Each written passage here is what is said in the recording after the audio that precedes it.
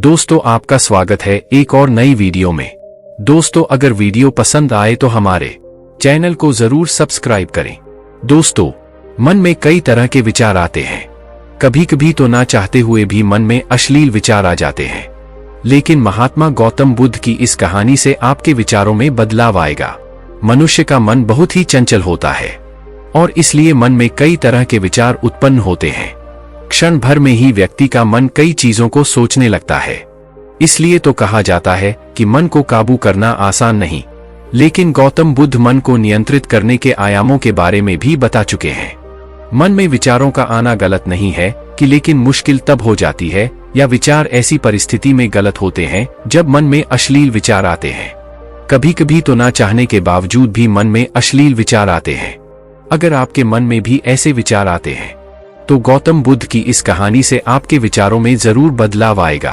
बुद्ध अपने भिक्षुओं को उपदेश देने के साथ ही उन्हें भिक्षाटन के लिए भेजते थे। एक बार उन्होंने अपने भिक्षु राहुल को भिक्षा लेने के लिए एक श्राविका के घर भेजा।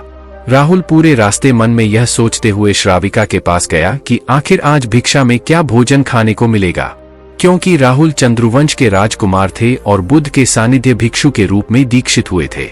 हमेशा राहुल को महल में खाने के लिए स्वादिष्ट पकवान मिलते थे, लेकिन आज भिक्षा के रूप में उसे जो भी मिलेगा संतुष्ट होना पड़ेगा। श्राविका के घर पहुंचकर राहुल ने भिक्षा मांगी। श्राविका ने राहुल को बैठने के लिए कहा और भोजन लाने के लिए घर के भीतर चली गई।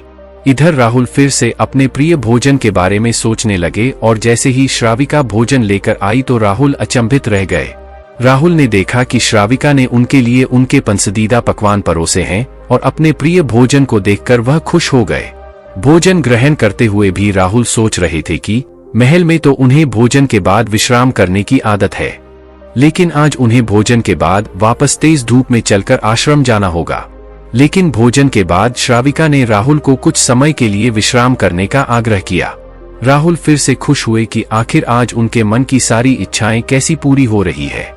इसके बाद राहुल कुछ देर विश्राम करने लगे, लेकिन विश्राम करते हुए भी लेटे लेटे वह सोचने लगे कि आज तो मुझे भोजन के बाद विश्राम करने को मिल गया, लेकिन ऐसा रोज रोज नहीं होगा। जब राहुल विश्राम के बाद उठे तो श्राविका ने कहा कि आप जब तक चाहे यहाँ ठहर सकते हैं। राहुल अब समझ गए कि ये कोई संयोग नहीं हो सकता। उन्होंने श्राविका से कहा कि मुझे क्षमा कीजिए, क्या आप मेरा मन पढ़ सकती हैं? श्राविका ने हाँ में उत्तर दिया और कहा कि हाँ, मैं मन पढ़ सकती हूँ। शुरू में यह कठिन था, लेकिन फिर मैंने स्वयं के मन विचारों को देखना शुरू किया। पहले मेरे विचारों की संख्या अनगिनत हुआ करती थी। इसके बाद मैंने विचारों पर ध्यान केंद्रित किया, बिना पक्ष विपक्ष के अपने विचारों को देखने लगी। इस तरह से धीरे धीरे मेरे मन में विचारों की संख्या कम होती गई और सारे व्यर्थ विचार दूर हो गए। इसके बाद से ही मैं दूसरों के मन में चल रहे विचार को पढ़ लेती हूँ। हालांकि श्राविका की बात सुनकर राहुल घबरा गए। इसके बाद भरत ने श्राविका से आज्ञा ली और आश्रम के लिए निकल पड़े। रास्ते में भी राहुल फिर से मन में आए विचारों का स्मरण करने लगे कि श्राविका के बारे में उसके मन में अश्लील विचार भी आए थे। श्राविका ने उसे भी जान लिया होगा, वह मेरे बारे में क्या सोचती होगी। भरत खुद को लज्जित महसूस कर रहे थे। राहुल ने आश्रम पहुंचकर गौतम बुद्ध से कहा कि अब मैं कभी भिक्षाटन के लिए नहीं जाऊंगा। बुद्ध ने राहुल को पास बुलाया और कहा कि क्या हुआ है, तुम मुझे सारी व्यथा बताओ। राहुल ने सारी बातें बुद्ध को बताई।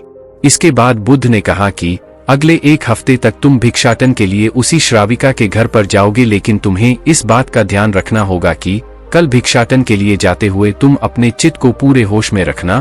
तुम्हारे भीतर क्या विचार उठे उन पर ध्यान केंद्रित करना और यह भी ध्यान रखना कि तुम्हारे मन में कौन सी वासना उठ रही है। तुम कल इन सभी चीजों को ध्यान में रखकर जाना और इसके बाद मुझे वापस आकर बताना।